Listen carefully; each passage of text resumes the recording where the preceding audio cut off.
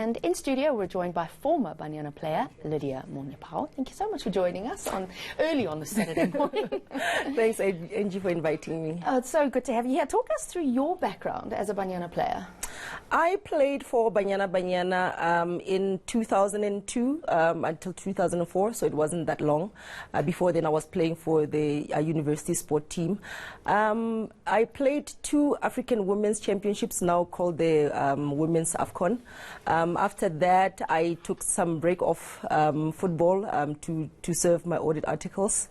And then I did corporate a lot. And then I decided after I did my master's in sport management to go back into sport. After working a little bit at Wits, I then decided, let me join Banyana Banyana. Well, it was not really a decision because I was headhunted to manage the Banyana Banyana team. And they were on their way to the Olympic Games. So that was a brilliant chance for me to be part of the team. I'd never played in any Olympics. We failed to qualify for the Athens 2004 Olympic Games. So that was a chance for me to be in the Olympics and guide the team, basically. Yeah. And that was under Vera Pauw, right? Is that right? Is that when she was No, coaching? that was under Skeshekesh, Mkonza. Yeah, Joseph Mkonza. Yeah. Okay, just I left when Vera Pauw was arriving in the team to take over as the coach. Okay. Yeah. Now you also played alongside Desiree Ellis. Yes, I played alongside Desiree Ellis in 1998. I was still a newbie, a freshman in the squad. So I did not get to play an international game with her. We went to Kenya and Egypt for friendly games prior to the 1998 African Women's Championship, but I didn't make the final squad. They went off to Nigeria to play that tournament, but I went back to write my accounting exams. Yeah, you're clearly an overachiever. No, I mean, I suppose this is almost a foregone conclusion, because I suppose as an athlete or even as a team manager, you're always shooting for the stars and you've always setting your goals. I mean, did you ever foresee Banyana playing at the World Cup? Look, it's if you've been a player, a Banyana player, or a women's football player, you always had that dream that Banyana will make the team, because you even if you're not a player, you can always go there as a manager, as a physiotherapist, as a coach, or anything, because there's so many posts, opportunities that you can get involved in as the Banyana Banyana team. But for us to achieve what we have been building for since 1993, when Banyana Banyana was admitted into the international football arena. You know, it was going to be an achievement for the future generation, for us to represent us, everything that we've been building, our failure to qualify for the World Cup, for the Olympics. It was not all in vain. For them qualifying for the FIFA Women's World Cup now, it's a dream come true for all of us, not only for them, but for all of us who've never played before. But we know that all our sweats, all the hard work that we put in was not in vain. Now, I mean, some might say, why did it take so long to get here? Yeah, you know, I think it took a bit of time because of the support the women's football game gets in the country. You know, when we were there was not any sponsorship. You know, we used to rely on whatever SAFA could get. You know, and it was little. We only used to participate whenever there were CAF competitions on the calendar. If there were no CAF competitions, there was never anything happening for Banyana Banyana. So it was obligatory for us to play in a competition. So if it was not it was not compulsory, we would then not play. But now we have Sasol on board that are giving Banyana Banyana full support. You know, they've been behind this team, you know, for a long time now, and we've seen the team getting to 2 Olympic qualifiers. We are really disappointed, to be honest, that they didn't qualify in 2014 for the World Cup, for the 2015 FIFA Women's World Cup. Then we thought that Banyana Banyana had a clear chance to qualify, and it was really disappointing for all of us that they didn't make it. They only came fourth behind Ivory Coast, that were really new to the scene. So now it had to happen. It had to happen. Otherwise, I think we all would have been pulling our hair out. Together with all the supporters. But nonetheless, I mean, it is so exciting for us as supporters. But now I cannot possibly think what it must be like for the players now who are playing, you know, in the World Cup for the first time tonight. They're taking on Spain. That's seriously tough competition. What's going through their minds? Look, it's a lot of nerves. I won't lie. It's a lot of nerves because As much as some of them have been to the Olympics, they can claim to have played at this stage, but the Olympics is not the same stage. It's not the same level. The FIFA Women's World Cup, if you saw France versus South Korea yesterday, the stage is very big.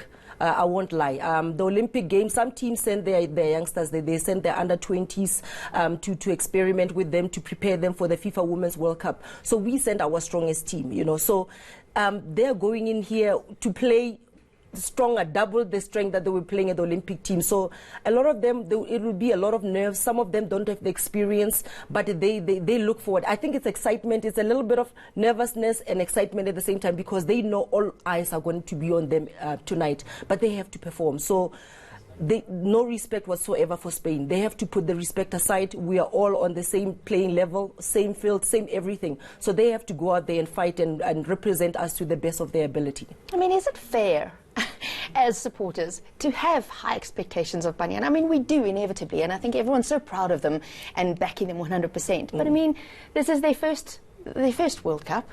Is it fair to have high expectations of Banyana on this stage? Look, they say you have to aim high to achieve a certain standard. So I think it's two ways. You know, it's fair that we expect a lot out of them. Because we know what they're capable of. The score that we saw against Norway, 7-2 thrashing against Norway, we know they're better than that. So we can't say that they must just go there, participate, and come back home with no point, or having achieved nothing, or being beaten 7-2. You know, we expect a lot out of them. So it's fair that we expect a lot of them. We are patriotic. The national team means a lot for us, especially those who have played there. We know what it means to wear that jersey. We know how many teams you're representing. I mean, how many people in the country you're representing. So it is fair for us to demand, the best out of them, that they give us the best. You know, we're not saying they must go out there and get 9 points, out of the group, because they're playing former world champions in Germany. You know, Spain, their junior teams have been magnificent. We know China. You know, they had to knock out North Korea, a powerhouse in women's football, to get here. So we know the kind of competition that they're going to be against. But it's not fair to say they must come back with 9 points, beat all 3 games, but it's fair that they do their best. They give it their all, and they come back here and with their heads held up high with a lot of pride. You often hear coaches say football's a crazy game, and sometimes a complete underdog will come out victorious. So fair to say that Banyana could win tonight? Look, it would be great to cause a major upset. If they could beat Spain or China, or just upset Germany, it would be something that we would celebrate for a very long time, I won't lie. Yeah. All right. Now, in terms of the tournament, in your mind, who do you see as being the serious contenders? Look, after I watched France last night, I know they're in it, to win it. But having seen them previously, they tend to choke a little bit towards the end. You'll have to look at teams like Germany, who are seasoned, players in this competition, winners as well. USA, their women's football program is magnificent. I was in the US in April, and they develop girls from a very young age, from the age of 3-4 years old. That's when they start them to high school, college, the major college scholarships they give to their girls to play football. So the support they get, the investment they put in women's football is huge. And talking about France, the league they play in, I mean, you've got the likes of Olympique Lyonnais. They put a lot of money into their women's football. So those teams is the kind of teams that you should look at. Sweden has caused a major upset here and there. In the Olympics, we didn't expect them to get as far as they did, but they did.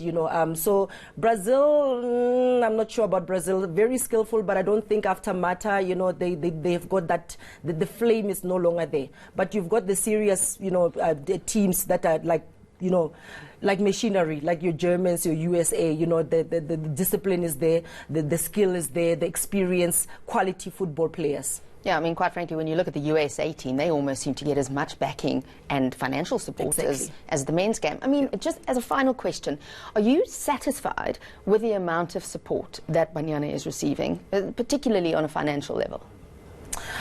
I'll never be satisfied. I'll never be satisfied, not because I never got anything. And none, to be honest, none of those girls related to them or anything, but I just feel they deserve so much better. You know, if we give them the kind of support, financial support that they deserve, this team can achieve so many things. Imagine what they achieved with just Sasol on board, 2 Olympic Games, now a FIFA Women's World Cup. And they almost won the women's AFCON. You know, it was this close. Penalties is, you know, it's a throw of a dice. You know, anything could have happened against Nigeria. So I think if the more sponsors come on board and they give the women, you know, money, you know, in terms of sponsorship, a lot of things can happen for this team. You know, you would actually forget about Bafana. Well, quite frankly, up until recently, I think most of us would rather forget about Bafana and take funds that have been channeled that way and put them into Banyana. I didn't say so. No, you didn't. I'll take that one on the chin. I've probably been in a lot of trouble for that. But nonetheless, thank you so much for joining us. Former Banyana midfielder Lydia Monyo-Power joining us to look ahead to that clash between Banyana and Spain tonight. Come on, get behind the girls. It's 6 p.m. tonight.